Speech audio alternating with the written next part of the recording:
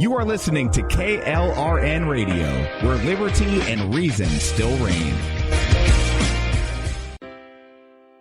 Most writers and radio show hosts know that to connect with your fans, you need to do more than just write books or record the latest podcasts. There are many different elements that go into forming an online platform, but there are also many hidden traps. To make matters worse, solid advice on how to survive the muddy waters is scarce. In the book Hidden Traps, I talk about some of the important issues of working with an online platform, highlighting traps that could put your physical or internet security at risk or be harmful to your reputation. Are your social media posts just links with a few disjointed words, making you look like someone who can't complete a sentence? Did your new website cost you more than you anticipated? Are you leaking your personal contact details across the web without even knowing it? Then you need Hidden Traps. Hidden Traps is now available in paperback and ebook from a variety of retailers, including Amazon, Barnes & Noble, and Kobo. Visit blackwolfpublications.com for more details.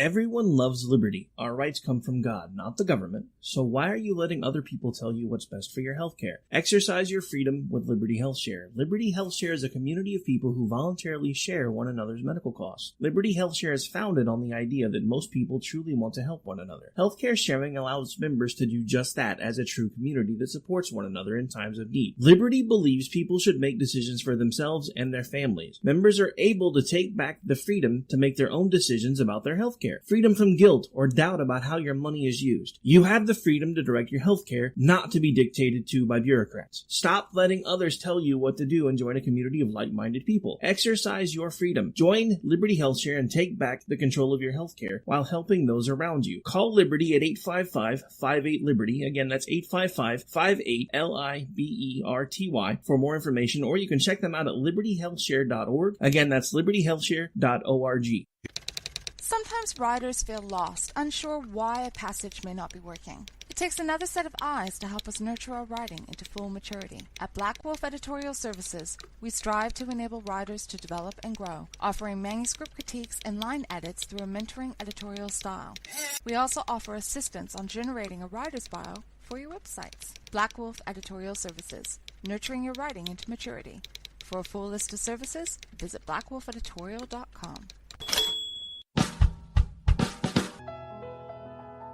Sometimes we need to slow down and remember the simple pleasures in life. Good coffee, good books, and good company.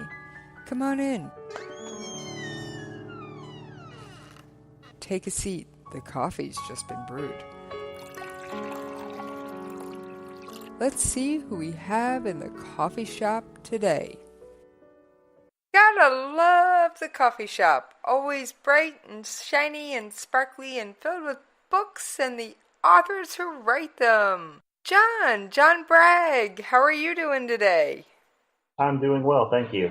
You've got 2 books sitting on the table. I see the one on the top is The Protocols of Yuma, and it's got your name on it. It does. It's actually Uma, like Uma Thurman, although she was not the inspiration for the title. Okay, sorry about that. Didn't mean to misstate the title there. I was reading upside down. So why don't you tell me about The Protocols of Uma, and what genre is it, and tell me a little bit about the plot. Okay. The Protocols of Uma is book 1 in a science fiction series called The Journeyer's Tale. Journeyers is plural. Generally speaking, it is the story of a society that is on the verge of collapse, and they are looking for options as to how it is they're going to be able to preserve themselves in the face of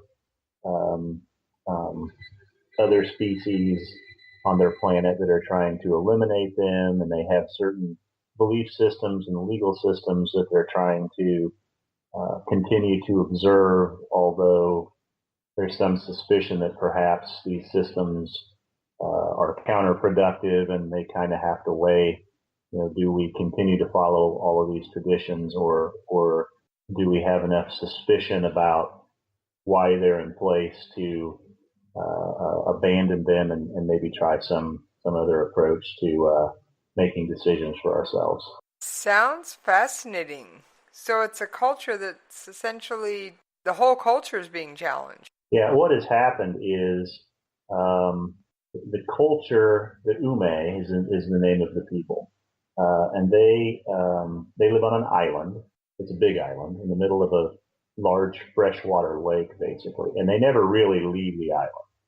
Very limited exposure to the outside world. There are certain instances where they do, and they are governed by a set of laws known as the protocols. And one of the restrictions of the protocols is that their technology levels are frozen at a certain level. They're not allowed to improvise. They're not allowed to improve any of their processes or tools or anything. And the way that that's done is through sort of a quasi-religious faith in this group known as the Journeyers.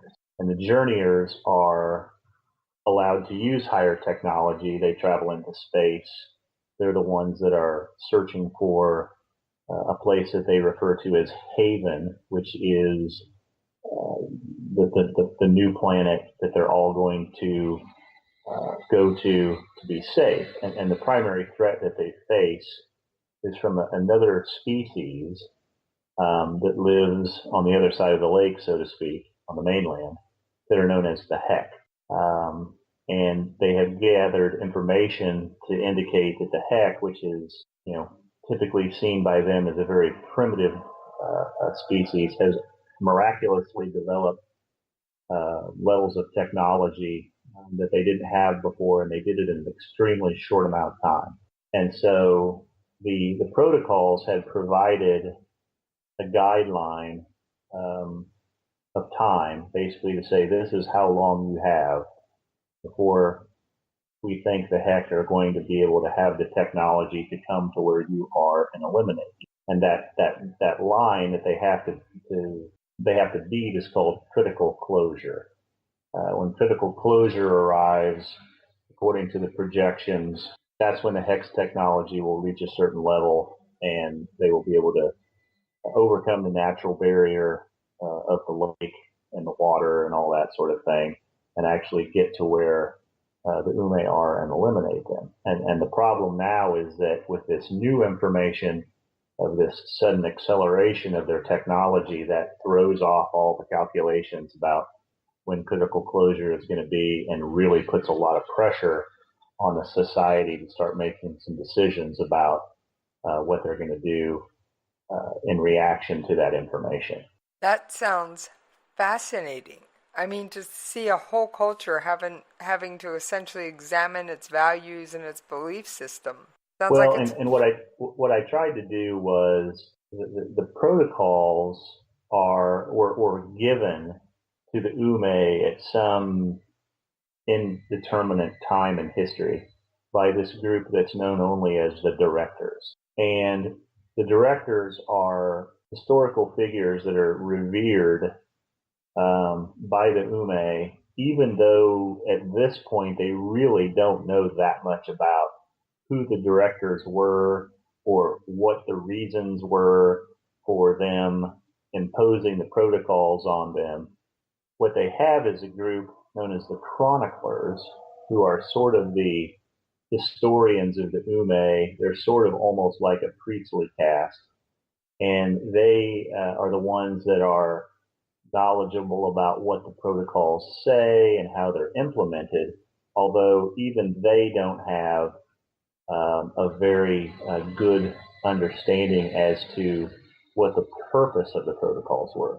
So you have a situation where you have this very old, sort of venerated set of laws and restrictions that have been followed for longer than anybody could guess, that now actually seems to be contrary to their very survival. Because if they were, for example, allowed to expand their technologies, they would be better able to deal with the threat of this, violent, primitive species that's supposedly out there trying to hunt them down. But one of the limitations of the protocols is that they can't do that. Their only option is to find a new home and then relocate. So that's sort of the tension is, we revere long-held beliefs and laws and rules without sometimes understanding what their purpose was originally and whether or not that purpose still makes any sense in the present setting. So that's a incredible premise that you're working from. What inspired you to put this into a sci-fi fantasy novel? That's an excellent question, and I can't give you a fantastically accurate answer to it without giving up a lot of significant plot points, but I can give you sort of a big picture answer. I have an hour commute each way to work 5 days a week. So I have roughly 10 hours of windshield time every week just doing nothing but driving. And you can only listen to so much sports talk radio or NPR or podcasts or whatever it is that you listen to in the car. Eventually your mind is going to wander and you're just going to need to start thinking about things. And I was a history major in college, and I have always had an interest in what I describe as the wheels of history, the big picture, not so much the importance of certain specific events or certain individuals, but sort of the overall view of why things happen eventually the way that they do. And one of the things is how societies hold on to belief systems. They become less concerned necessarily with where the belief system came from. The belief system itself takes on an importance independent of its original reason, and sometimes there are consequences for that. So, and those belief systems get propped up by things like religion, or they get propped up by things like groups who have power that don't want to give up power. They don't really necessarily care, what the origin of the belief system is or what the value of the belief system is. If that belief system is what is the foundation of their authority, then they're going to defend it regardless. And sometimes there are consequences for that. And those are some of the conflicts and some of the stresses between the various characters and the situation that they find themselves in the book. Wow, I can I can see how maybe some modern day events may have encouraged you to put this into a sci-fi fantasy realm. Well, I don't know so much current events. I guess it's possible, but I think that there are certain, history doesn't repeat itself, although some people say that that's the case. Some people will say it doesn't repeat itself, that sometimes it sort of rhymes. I'm not sure if that's necessarily true either, but you do have certain fundamental behavioral consistencies within the people that live on our planet that cause similar situations to recur time and time again. One of them is, Lord Acton's famous statement about how power corrupts and absolute power corrupts absolutely. And there's more than one. There's 2 or 3 characters in this story that are very good examples of that. Power for power's sake is very attractive, and it's something that people get drug into, sometimes without knowing it, and sometimes knowing it entirely and just rolling around and enjoying it.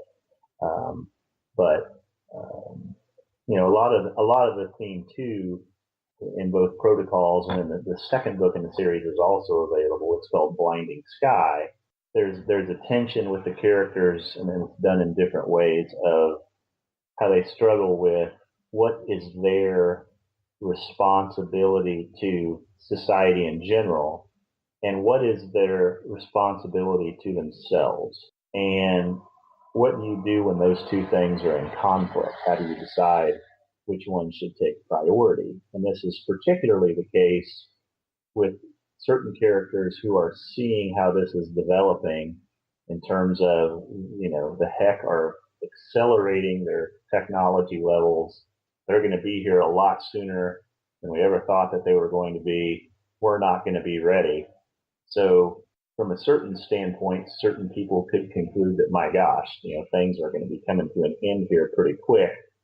maybe it's time for us to abandon this long-term plan where everybody's working for everybody else's salvation, and it just becomes, every man and woman for themselves. Is hope lost? Some people think that maybe it is. Some maybe think that it's not, and are more willing to continue to work for the common good. And that brings those characters with different perspectives into conflict with each other. I think your take on the saying "absolute power, power corrupts," and "absolute power corrupts absolute." I can even think of a modern day current news example. Okay. Kim Jong-un. Yes.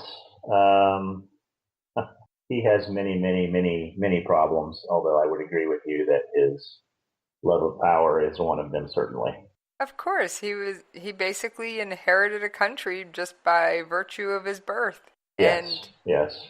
I don't know how much you know about North Korea, but he is actually revered as a god, or actually the sun. And it's a very strange society, that's for sure. It is, and unfortunately, fortunately or unfortunately, I've learned quite a bit about it over the past year or so from the research I've done for my other show. And I was just thinking, that sounds like a little dictator I can think of over in North Korea.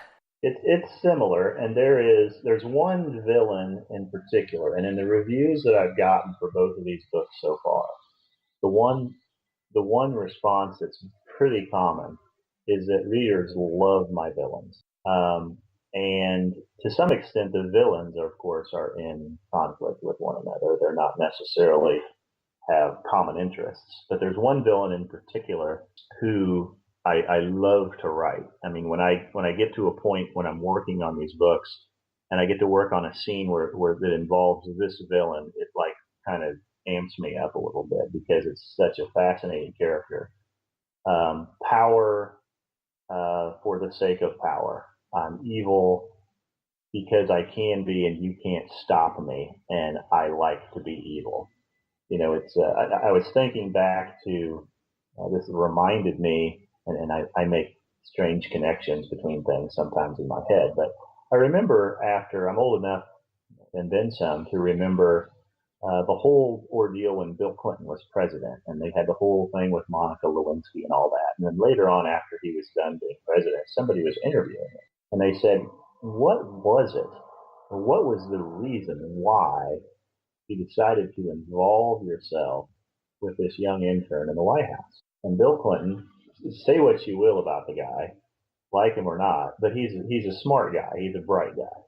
Yes, I'll concede that one.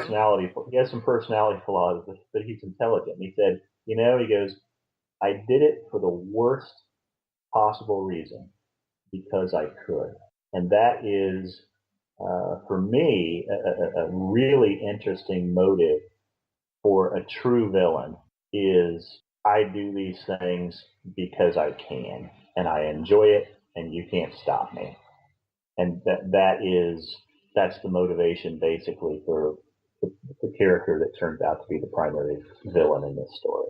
Well, I think that is a fascinating also modern take on things. So you definitely do draw some inspiration from the real world, even if you don't set it in a modern day American or even world setting. You definitely do draw some inspiration from, I think, the people of history. I do, and I was, I've always been a very active reader, and for most of I've read a lot of fiction, but in the last, or at least until I started writing these books, I would say in the, 5 to 7 years leading up to when I started writing, I was reading primarily nonfiction. I read a lot of biographies. I read a lot of popular science. I read, for example, I'm kind of a nerd, I guess, as far as that goes. I've been reading, when I have time, the Oxford series on American history. They'll have a volume that's 700 pages long that might cover a period of 25 years. And so I have a pretty good understanding, at least, of Western history and kind of the things that have happened and why they happened, and the underlying philosophies and that sort of thing. So that definitely is a big influence on my storytelling. And then as I got into writing sci-fi, I thought, I wanted to sort of sample some of the classic. I had read some of the classic sci-fi stuff, but I hadn't probably read nearly as much as I would have wanted to. So I went back and I read books like, Dune and Mechanical for Leibowitz, and I read Childhood's End and Clockwork Orange and stuff, that's considered sort of some of the classic works in science fiction, just to sort of get a better grip on sort of the roots of the genre. And it's all over the place. And the thing that's nice about science fiction as well as fantasy, which I will probably write some of in the future, is that you have an additional tool in your box in either genre that allows you to come up with an ability to really put different ideas in conflict with one another that isn't always easy to do if you're writing in just a sort of a contemporary fiction sort of a genre. And the tool that you have with science fiction, of course, is technology. And the tool that you have in fantasy is magic. And if you need to come up with something to put a really interesting twist on something, if you're writing a book that's set in, 1990s New York City that doesn't have any of those elements, sometimes you're kind of hamstrung with how you can twist things around. But if you're in a science fiction or a fantasy setting, you can whip out some technology or you can whip out some magic and twist things around a little bit and present sort of a different perspective on what might otherwise be kind of a classic conflict. So that's why it's fun to write, in the science fiction genre. And I assume it would be the same thing writing as a fantasy author. Now, you seem like you have one of those very logical, well-ordered, reasoned minds. And so I'm guessing that everything that you put in your book actually makes sense in your world. I hope it does. And that kind of goes towards the writing process. You write things down. And of course, as you're doing it, you think it's terrific or you think it makes sense. You think that all your sentences are grammatically correct, et cetera, et cetera. And then you'll go back and you'll do some editing or reworking and you'll discover that, oh my gosh, this doesn't make any sense or that doesn't make any sense. Or, what I found is because I have all that drive time back and forth to work, I'll be driving to work and I'll go, oh my gosh, I said that this happened back here, but then later on, this happens and that's impossible. So I need to make a note to myself to go back and fix that. So, and then as you get within through the process of ways of putting the book together, you have other people read it for you. I'm fortunate that I have a couple of people. My wife, for example, is an unbelievably good copyright editor. She's very good at spotting grammatical issues. She's very good at spotting punctuation issues and sentences that don't make sense and that sort of thing. And she loves to read, and she's more than happy to help out with that. And then I also have a friend who has an extensive hard science background. And she's also a very active reader in both science fiction and fantasy as well. So she's familiar with all these genres, and she's kind of my sounding board for either does this make sense from a scientific standpoint or does this make sense from a plot standpoint? And so she's been helpful for me because she'll read some of my writing ahead of time and sort of say, well, what about this or what about that? And so I think every good writer or every writer that cares about trying to put out a decent product needs to have people like that. Because editing your own work, whether it's copyright editing or plot editing, is almost impossible because your brain just becomes blind to your own mistakes and you need to let other people put their eyes on it and find them for you. And I think that brings up an excellent point. And I'm going to mention that as a reader, I read both traditionally published, self-published, indie published. I'm such a voracious reader, my poor Kindle can't keep up with me. In fact, it can't even hold my entire digital library. And the one thing that will turn me off from a book is one where there's either stuff that makes no sense, like Suddenly the Washington Monument showing up in Detroit for no valid reason, backed up by anything. Right. Or something that just goes against everything the author set up to this point, and suddenly the author's going, oh, well, now it can happen just because I said so. Mm-hmm. Yes. Wait a minute. I'm willing to suspend disbelief, but you got to give me a why. Right. And those are my two big things. And I think sometimes writers who don't have enough outside eyes looking at their material, maybe just a little too close to their own writing, and they see what they meant to say in their heads, and their heads just kind of fill in the blanks. But the reader only has the words on the page. That's exactly right. Like I said, or as I've heard it described, is you're blind to your own mistakes, and it's just the way the human mind works, I think. So, but I agree with you entirely. So you mentioned you have this, 10 hours a week. How do you go over your books while you're driving? Are you listening to them? Well, the first two books in the series, Protocols and Blinding Sky, were originally one book. And I started writing them in probably, 2010. So to get those two done, it took me about 5 years. And the significance of that time period is that when I started writing those two books, my children were 2 and 6. And they both had, very early bedtimes. And the plan was I didn't want the writing to take away from family time. So generally speaking, I did my writing at night after they had already gone to bed. I couldn't really do anything in the car other than just brainstorm with myself. And so then I got these two books done. They were too long, at least according to the guidelines that I was seeing, on various websites that said, if you're a first-time author, you can't write a book that's any longer than this. If you're Stephen King or somebody and you want to roll out an 800-page epic, that's fine. But if you're John Bragg, you probably should wait until your 4th or 5th book and you've won a few awards and sold a few million books. So I took the book that I had and I split it into two. And Protocols ends, and this is sort of an homage to sort of the old time serial TV and radio programs, some of which were sci-fi that we used to have back in the day.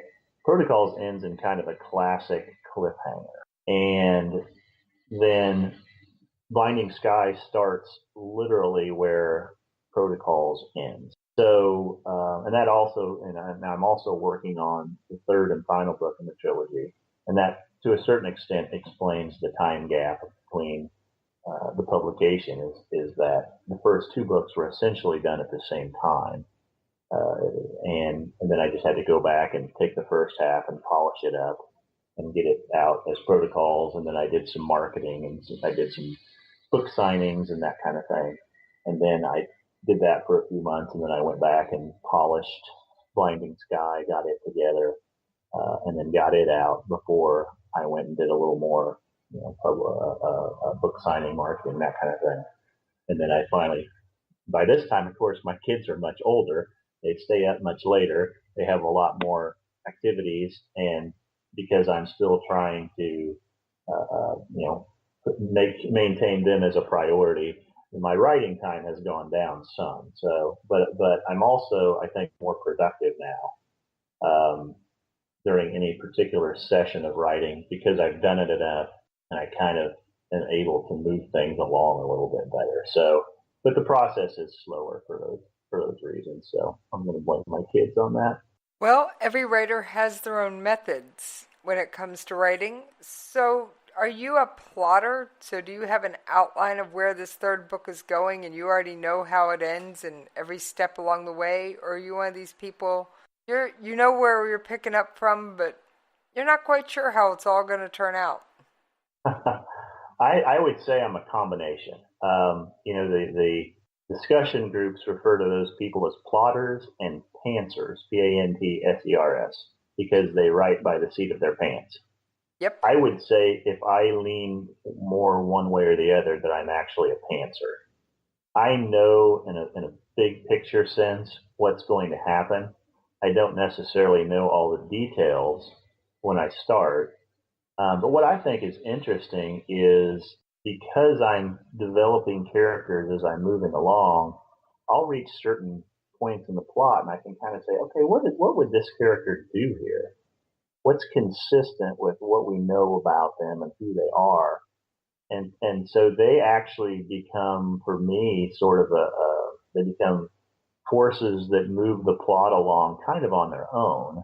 Not entirely, obviously, because I still get to decide what it is, but it helps me remain consistent with those particular characters. Now, I know what's going to happen from the beginning to the end, and I know that I have a general sense of what's going to happen in the middle. The details, I say that's where the devil is, and I think that people who write the way that I write, sort of on the pantser side of the gauge there, we have to do a lot more editing at the end, particularly for plot consistency, because I know people, or I've interacted with people who are plotters, and they literally will have an outline. I mean, step A, step B, B sub 1, B sub 2. And they almost have it to the point where every scene in the book is sort of scheduled out in advance, and then they work on each individual scene. I can't do it that way. I know there are some people that work and have to have that level of organization, but for me, that level of organization, I think, would sort of smother the creative aspect of it. And so I'm much more comfortable producing things more on the fly. But then when I get done at the end, because I didn't have that skeleton that I was building things onto, I have to spend more time making sure that, all the lines connect to the right dots and that sort of thing. Well, actually, in my mind, you sound like the hybrid writer is what I've termed them. Plot point A has to happen, plot point B has to happen, and plot point C has to happen, but how you're getting from A to B and B to C, that's what you don't know. And yeah, I mean, there's probably some truth to that. And I have to say, John, that puts you in very good company, at least in my opinion. One of my favorite traditionally published authors, #1 New York Times bestselling author multiple times over, Brad Thor, writes in much that way. He knows he has to have plot point A, plot point B, and plot point C, but he has no idea what's going to happen between A and B and how he's getting from A to B to C till he sits down and writes it. Well, it can be interesting because sometimes I'll sit down and I'll type and I'll have a stretch of text that I've worked on, and when I got done, I'll be thinking to myself, well, I didn't really plan on going in that direction. That's just sort of what happened, and here we are, and I kind of like it. And if it doesn't work, I can always go back and fix it later. So it's kind of entertaining for me because sometimes I'll sit down and start to work, and it's like I can't wait to find out what's going to happen next, and it's my story. So that's kind of a strange thing to say, but that's something that I've experienced a number of times too while I'm writing. And I'd have to say, no surprise in the writer, no surprise in the reader. Well, that's true, and surprise is, you can't beat readers to death over the head with surprises, but if they see everything coming from 10 miles away, they're not going to be very entertained, I don't think. Right. I mean, you've got to foreshadow at least the big picture, but you can have some small things crop up that just, whoa. Yeah, absolutely. It's got to be unpredictable. You want to give them a chance to try to guess maybe where things are going, but if you can give them a good head fake, then that's a win for everybody. And I think it makes for a great read. Yes, absolutely. Well, we have reached the time where it is time to pay those radio station bills. So we are going to take a brief commercial break. I'll pour us some more coffee, and I will see you on the other side of this commercial break. All right. Most writers and radio show hosts know that to connect with your fans, you need to do more than just write books or record the latest podcasts. There are many different elements that go into forming an online platform, but there are also many hidden traps. To make matters worse, solid advice on how to survive the muddy waters is scarce. In the book Hidden Traps, I talk about some of the important issues of working with an online platform, highlighting traps that could put your physical or internet security at risk or be harmful to your reputation. Are your social media posts just links with a few disjointed words, making you look like someone who can't complete a sentence? Did your new website cost you more than you anticipated? Are you leaking your personal contact details across the web without even knowing it? Then you need Hidden Traps. Hidden Traps is now available in paperback and ebook from a variety of retailers, including Amazon, Barnes & Noble, and Kobo. Visit blackwolfpublications.com for more details.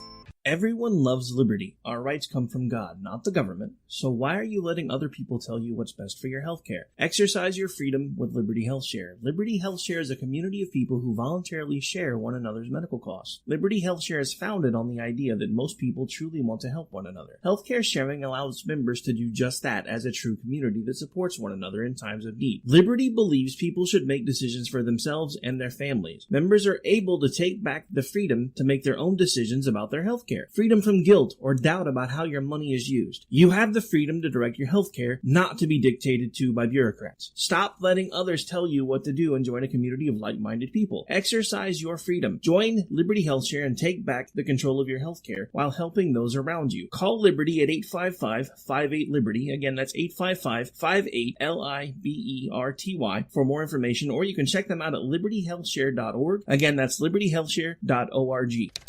Sometimes writers feel lost, unsure why a passage may not be working. It takes another set of eyes to help us nurture our writing into full maturity. At Black Wolf Editorial Services, we strive to enable writers to develop and grow, offering manuscript critiques and line edits through a mentoring editorial style.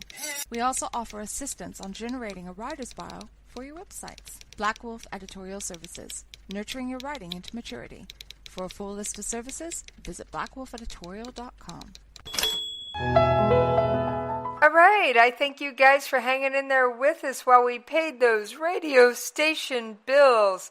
And yes, John Bragge is still with us, and we are discussing his series, The Journeyer's Tale.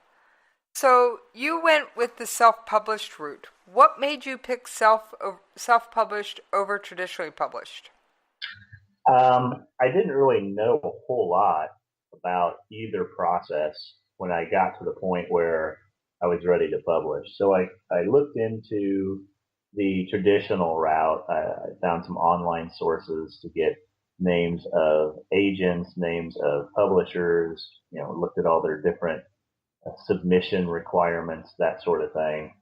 I read in some groups that I'm involved in information, people's experiences.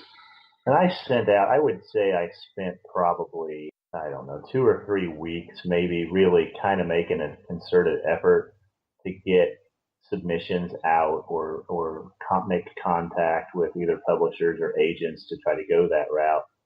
And, they will oftentimes you'll send out an inquiry or whatever, and you might not hear anything back for 6 months. And so I was just kind of ready to get it out there, and I didn't really care so much about how many books I was going to sell or anything. I had spent so much time writing it that I just wanted to get it out there for people to read, just to see kind of what people thought. So I looked into the self-publishing aspect, approach to it, and just decided to do that because it was easier and faster.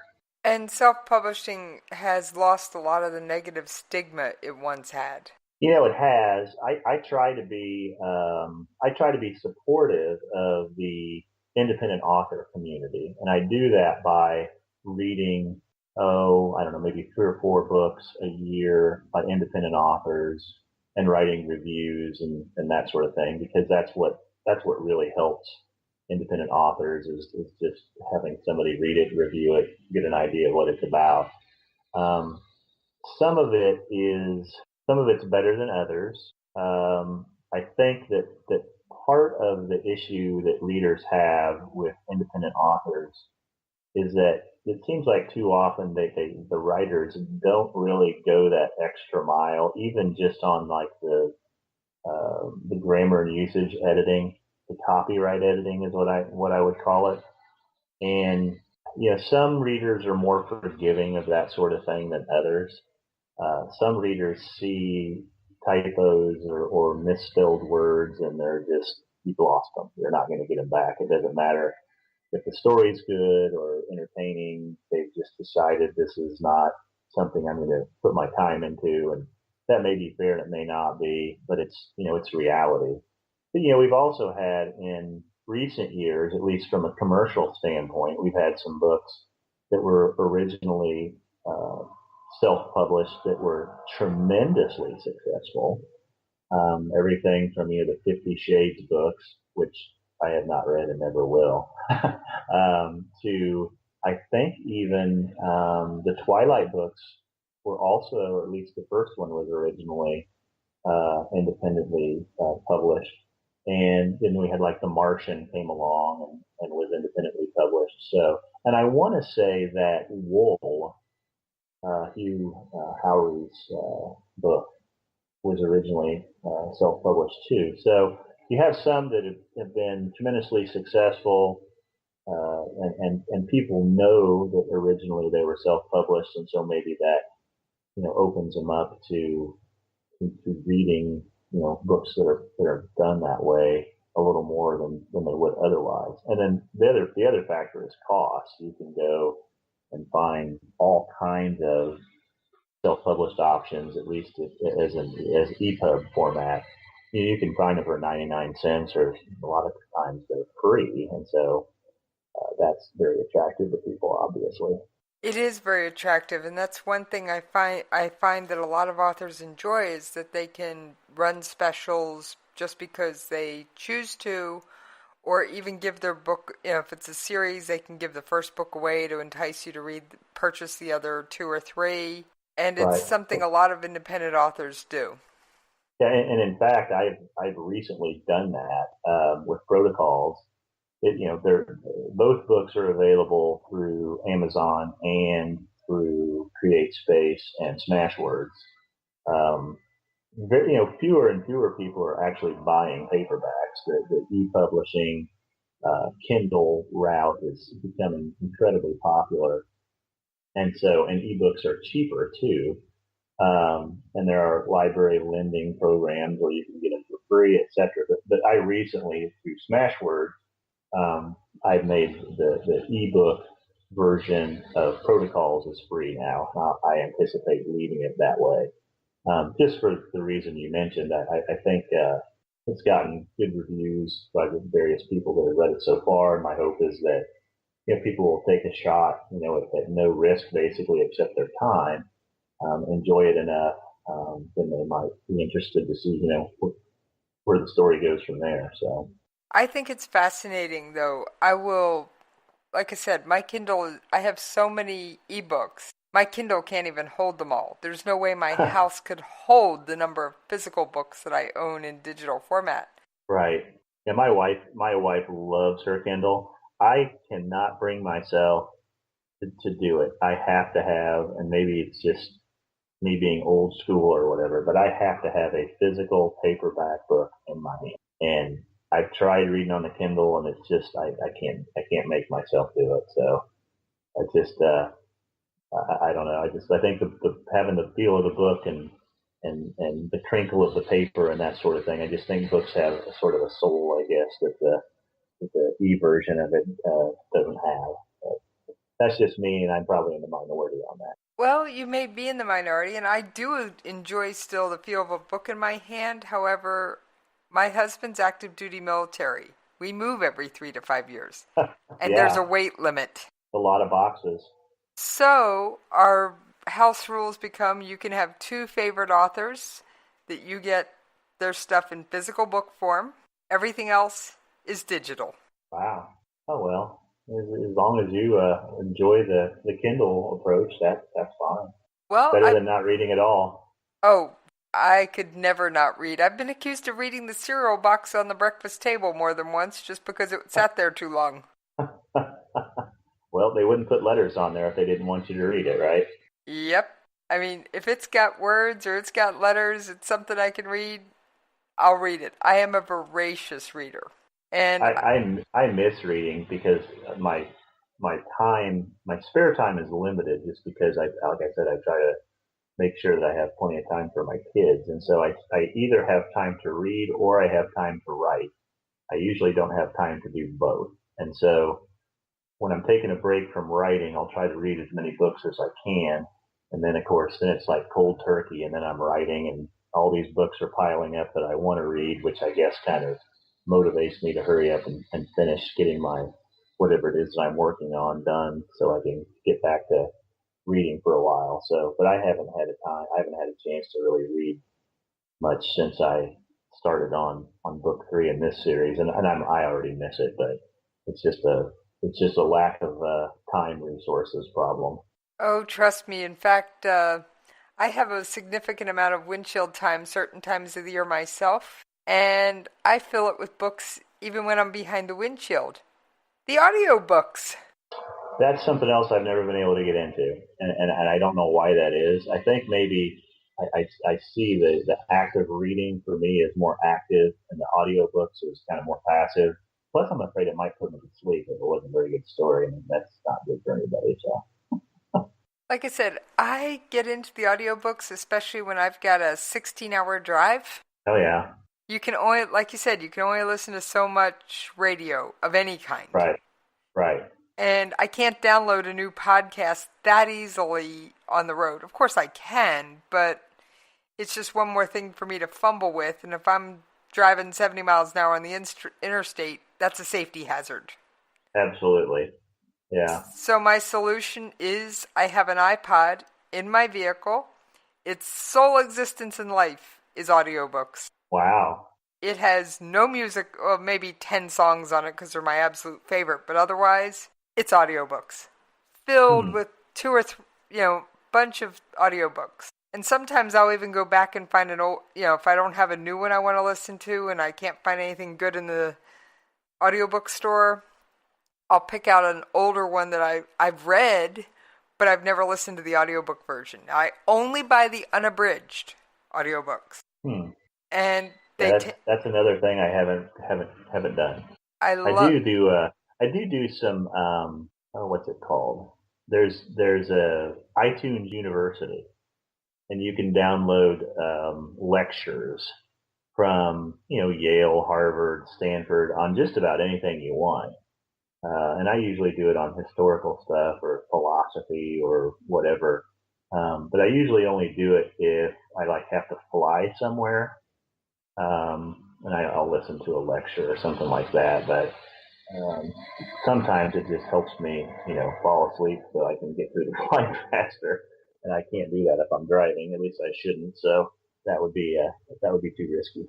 Like I said, it's a fascinating thing about how everybody chooses to enjoy books differently. And it could be book in the hand, toes in the sand. It could be pop your earbuds in and you're listening while you're jogging. The Kindle on a sunny day out in the park.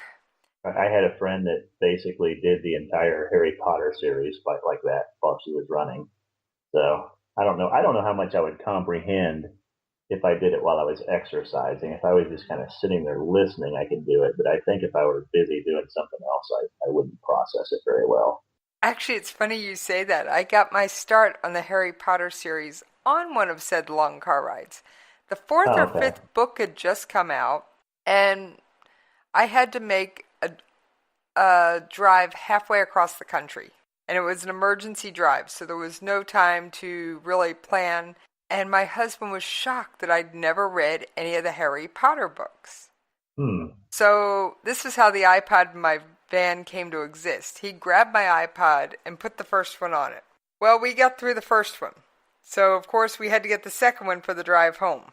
And that led to the third and the fourth. Now, we have them in physical format as well. But at the time, with all the driving we were doing, neither one of us could stand to hold a book in our hands because we were making that emergency drive. Right. It was for a death in the family, my immediate family. It was my mother's funeral we were going to. Right. So I needed a distraction, to say the least. Oh, I bet. Absolutely.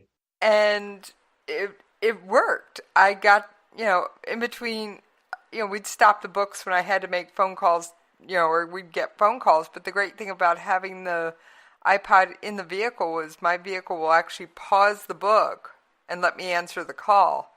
And then when I hang up, it picks back up right where it left off. That's nice. So, bonus. There you go. So you are plotting your third one, and it's sci-fi fantasy, or science fiction, I'm sorry.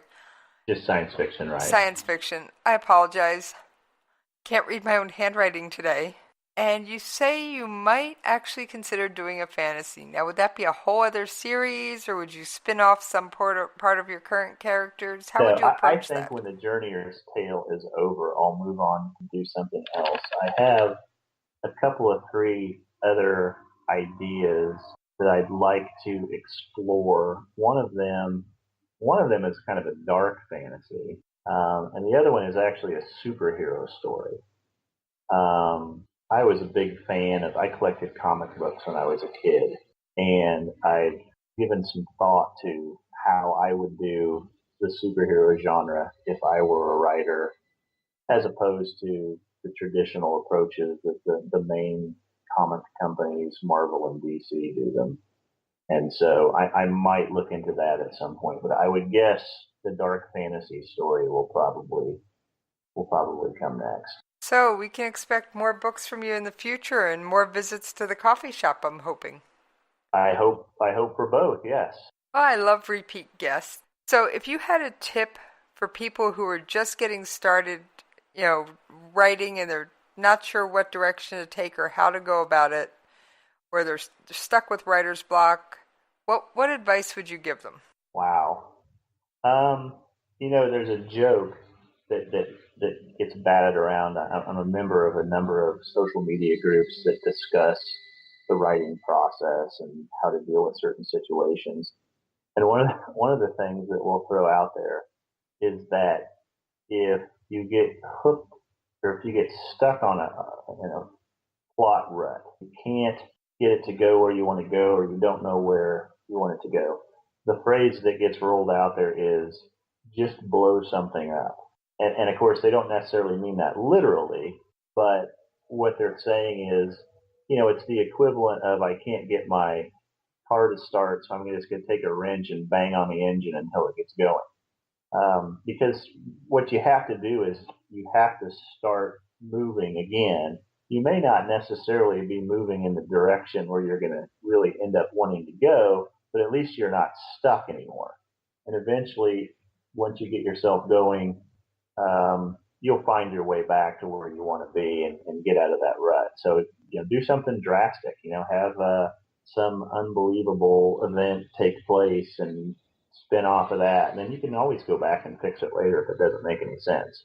So, to take that wrench out, it's like, was it one of the movies, it was either Deep Impact or the other one where, the meteor is heading for Earth and they're trying to blow it up before it destroys the planet, and the Russian astronauts trying to get the spaceship to work, and it's not going, so he just grabs the big iron wrench and starts pounding on the panel, and it magically kicks on. Sometimes with your writing, you don't need finesse. You need to just bang things around a little bit just to kind of get the blood flowing again, and then you can redirect it later on. So, because it's too easy to kind of just wallow around in the, oh my gosh, I can't think of anything to write. It becomes sort of paralyzing. And so just do something crazy and get things going again. And once you get moving, you'll get it back in the direction you want it to go. Well, I think that's wonderful advice. Is there anything you wanted to talk about on the coffee shop that we haven't covered? I wanted to mention, just real quick, a couple people that helped me out with like some cover art and that sort of thing. By all means. Everyone, they always say don't judge a book by its cover, but everybody does. I really like my cover art. I mean, more so than I expected that I would when I originally started working on this. But the cover for the Protocols of Uma was done by a guy named Donald Samora. His last name is spelled Semora. And he has a website called www.bookcovershop.com. And he does sort of some computer-generated graphic sort of images, and he does a lot of cover work for independent writers, and he's done some nice work on both of these. And then the cover for Blinding Sky, which I just absolutely love, was done in combination with she's a freelance artist from the UK named Roz Webb. And she's mainly a painter, actually, and her paintings, generally speaking, are of sort of like fashion, like women wearing dresses, that sort of thing. Except they're not. I don't know. I'm not much of a visual artist, so I don't know what the terminology would be. But it's not like realistic. It's sort of but it's not really impressionistic either. But it's kind of a flowing style. And so I originally. The problem with using her as a cover artist is that she paints everything, and so it's hard for her to make changes because she can't. It's not a computer generated image that she can just tweak. If you want something to be done differently, she's got to go back and paint the whole thing all over again. But Blinding Sky has sort of it's more of a color sensation than it is a picture of something.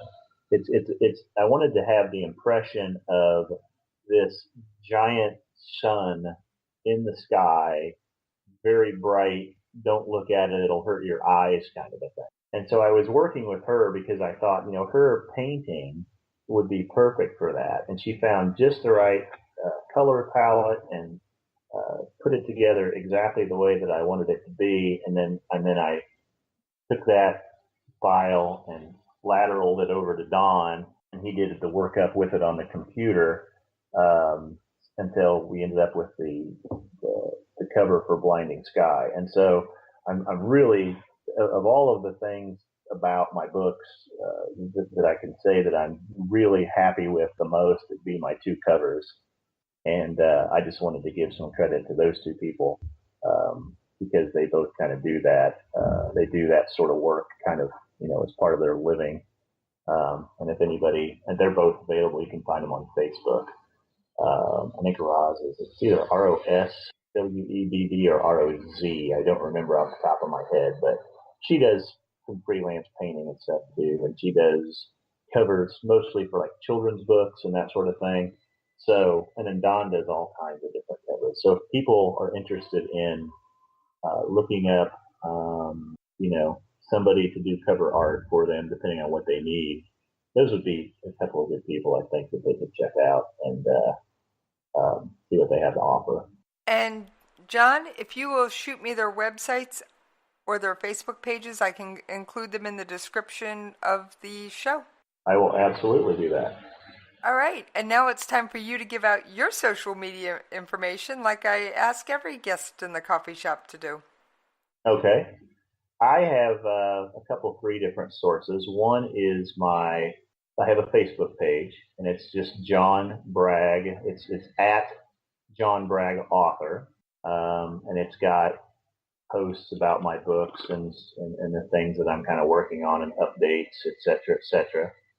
I also have a Twitter account, which is at jbragg67, that I do, I tend to comment on other things besides just writing, but for the most part, for the most part, it's writing. It's not entirely. I do like to make comments about politics and sports and that sort of thing. And then I also have a Goodreads page where I have information about myself, information about my books. There's some reviews of my books that are on Goodreads that aren't on Amazon, for example. And that page is just www.goodreads.com goodreads.com/JRB67. Well, I think that means it's time for me to pour myself a cup of coffee and pick up the Protocols of Uma and settle down with the pages of a good book. And as a reminder, you can find me on Twitter at Jessie's POV, and you can shoot me an email at the station, Jessie, Jessie, at KLRNRadio.com. And thank you very much, John, for joining me in the coffee shop, and I look forward to seeing all of you next time in the coffee shop. Thanks for having me. More than welcome.